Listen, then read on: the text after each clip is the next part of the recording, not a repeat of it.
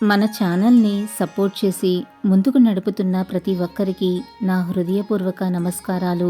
ముందుగా మన ఛానల్ని ఎవరైనా ఫస్ట్ టైం చూస్తున్నట్లయితే మన ఛానల్ని సబ్స్క్రైబ్ చేసుకుని లైక్ చేసి షేర్ చేయండి. మీరిచ్చే ఒక చిన్న లైక్ కారణంగా ఈ వీడియో మన బాబా బిడ్డలందరికీ చేరుతుంది. మీలో ఎంతమందికి బాబా అంటే చాలా ఇష్టమో కూడా కామెంట్ చేయటం మర్చిపోకండి. బాబాకి ప్రతిరోజు ఏ విధంగా నమస్కరించుకోవాలో ఇప్పుడు మనం తెలుసుకుందాం.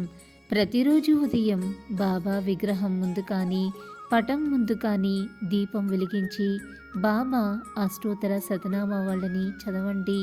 తర్వాత భక్తి శ్రద్ధలతో ఈ ప్రార్థనను చెయ్యండి. బాబా మీకు రోజంతా సుఖ సంతోషాలను కలగజేస్తారు. సాయిబాబా, నేను నీ వద్దకు వచ్చాను తండ్రి.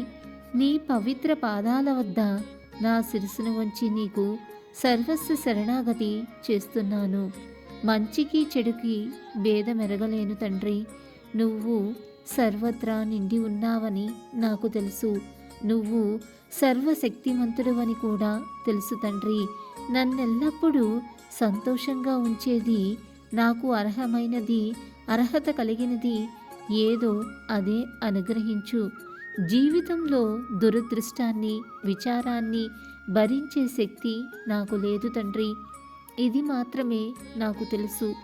నేను, నా కుటుంబం, బంధుమిత్రులు ఇంకా ఈ సమాజంలోని వారందరూ కూడా ఒకరి మీద ఒకరు ప్రేమానురాగాలతో సుఖ సంతోషాలతో కలిసిమెలిసి ఉండేలా జీవించాలని దీవించు తండ్రి.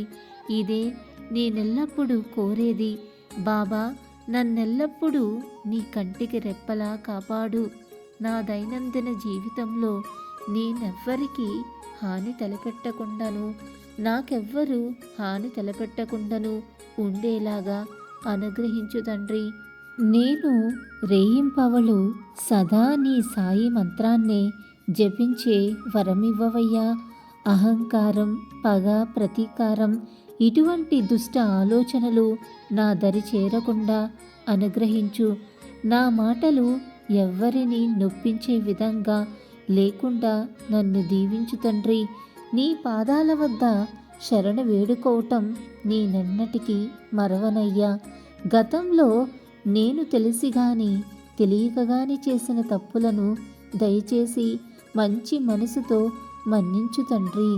సద్గురు సాయినాథ, సుఖ సంతోషాలతో జీవించేలా నన్ను దీవించవయ్యా. ఇలా ఈ విధంగా బాబాగారిని ప్రార్థించి ప్రతిరోజు బాబా యొక్క కృపా కటాక్షాన్ని పొందుదాం. వీడియో నచ్చితే ఖచ్చితంగా లైక్ చేయండి. Thanks for watching.